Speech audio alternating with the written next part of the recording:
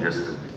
So basically, when you look at Mr. President's 8-point agenda, President Bola Ahmed Tinubu, from this point, from Nigeria's point of view, first, number one is food security. Number two is economic growth. Number three is poverty reduction, and so on and so forth, all the way to battling insecurity, corruption, inclusivity, and access to capital. And some of the banks are here also. And I've given me to some of the banks next week.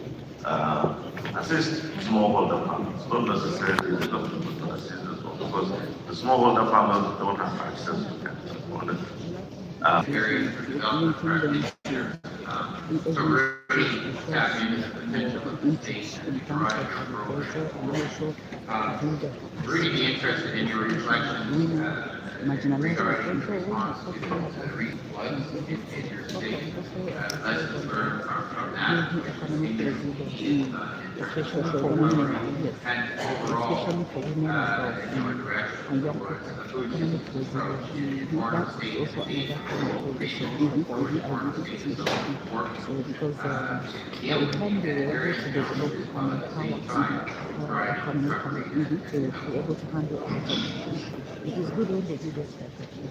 Thank you very much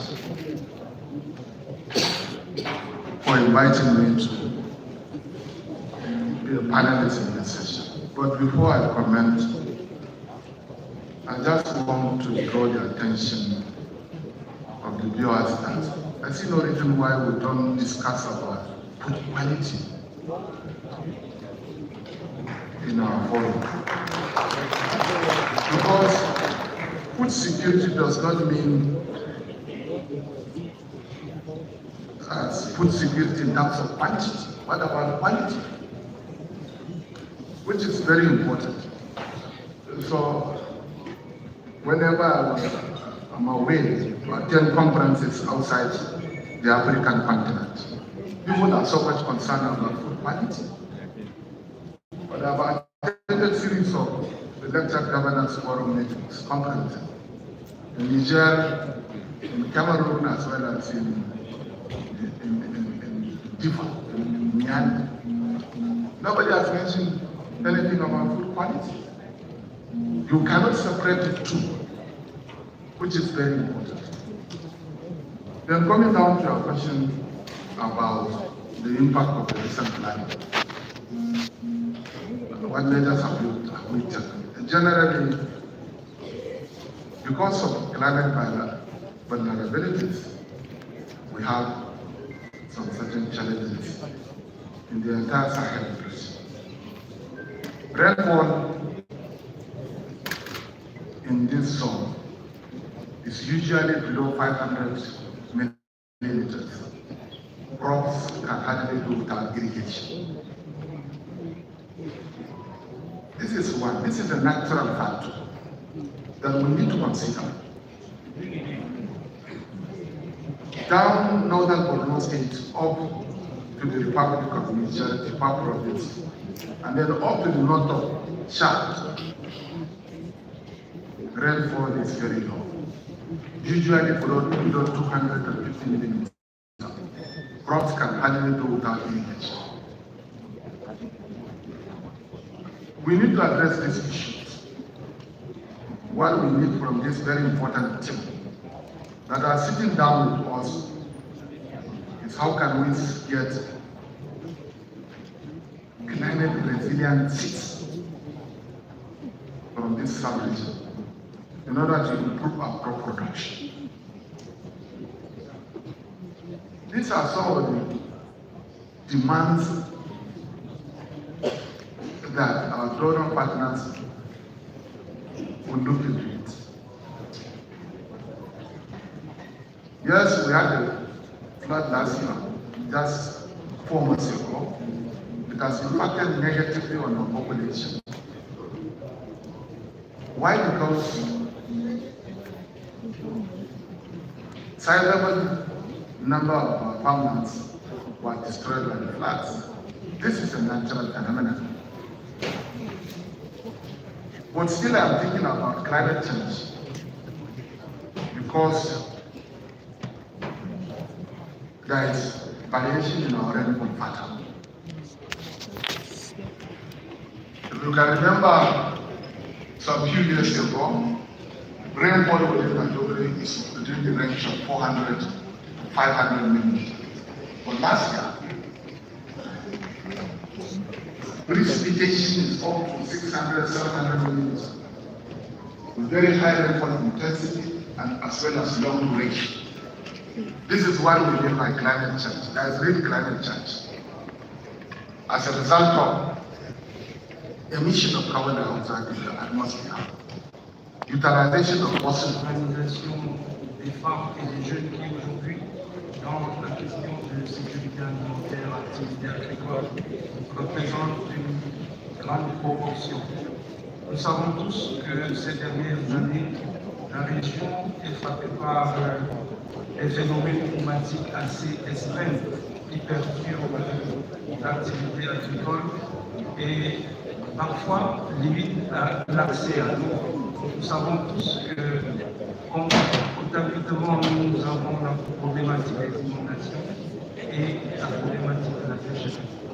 Ce qui, en même temps, vulnérabilise encore davantage ces groupes de population et ils se retrouvent face à plusieurs défis, notamment celui des conflits pour le contrôle des ressources qui se posent au niveau des communautés et affectent la stabilité de la productivité de ces communautés. Nous avons également le défi au niveau de la disponibilité de l'accès aux intrants de qualité, aux infrastructures et aux technologies adaptées qui sont insuffisantes. Ce qui fait en sorte que ces communautés qui sont pour la plupart dans les actions à basse échelle se retrouvent face à de multiples challenges, leur vulnérabilité. Le rôle que nous jouons en les accompagnant cependant, il y a le focus sur l'implication croissante des jeunes et des femmes dans la capacité pour une meilleure pour renforcer la production de transformation de ce et de production. Voilà un peu comment les défis et les opportunités que la société pourrait very urgent, briefly. Only Isaac? He doesn't want to stress me. He's really needed to see it. it. Said his family should stop, so we don't know. You are the one confusing us. Chelsea said we wait. You say we can. So we Vous avez bien expliqué les défis de changement climatique, la possibilité de bring opportunity on the disaster, inondation et de sécheresse, aussi avec le rôle des camps et des jeunesses. I am informed by our organizer that there's an important participant in the audience here. And would like to ask you to come forward and just make a very brief addition to our discussion. And if you have a question for one of the panelists, you're welcome to ask the question. It's Mr. Gamble of the Lake Chad Farmers Association, the chairman of the Lake Chad Farmers Association. Mr. Gamble, are you here?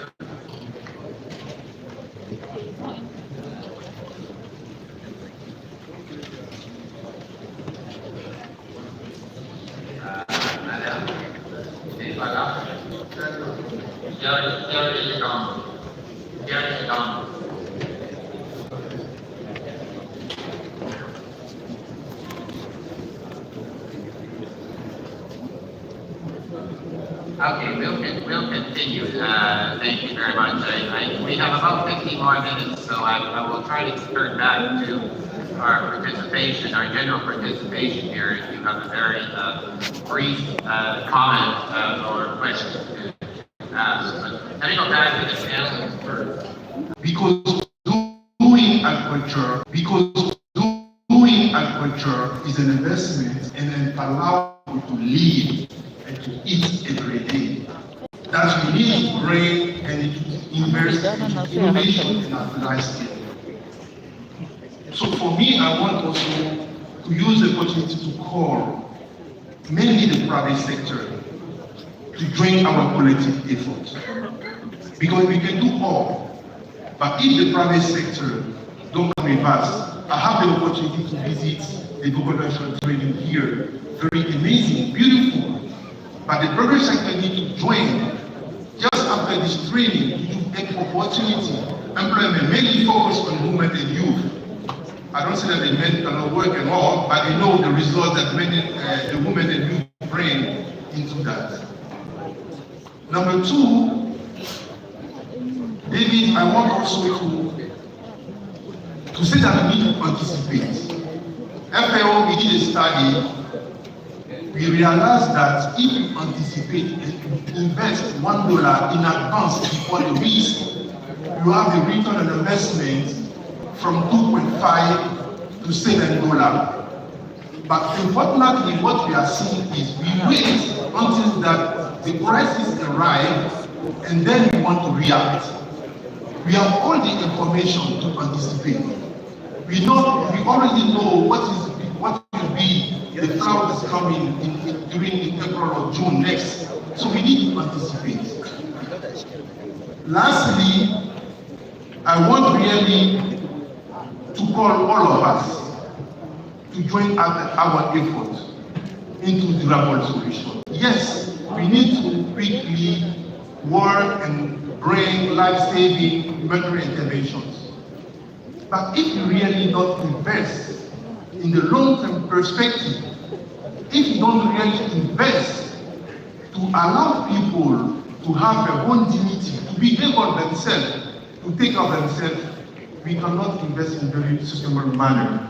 So I want that we all join our effort to support this durable solution, mainly focus on the life child, because we have a lot of opportunity in this area that we can bring a solution on that. Thank you, David, for that. Thank you. Well said, Kofi. Senator Thierry, the Honorable Minister, Kofi just made a call for further collaboration and taking